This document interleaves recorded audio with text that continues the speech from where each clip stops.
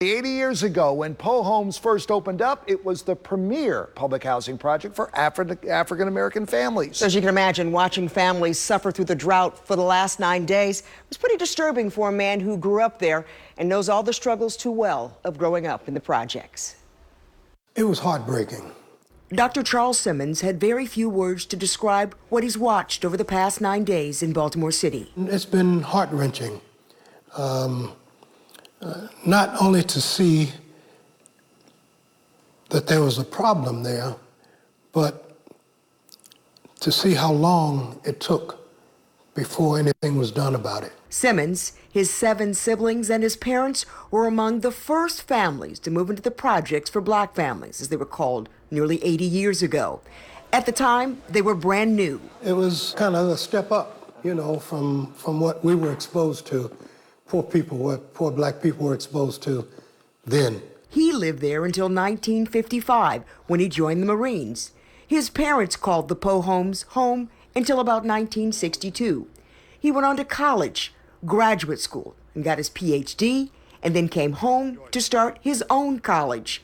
He founded Sojourner Douglas College, a liberal arts school, in 1972. The friendships he formed with neighbors like the late Pete Rawlings continued over the years, even having reunions for families who grew up in the Poe Homes.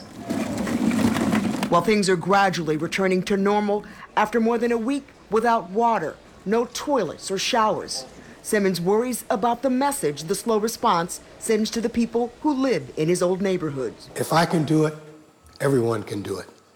We grew up with my mother and father had 8 children, and I'm sure that the criteria is the same.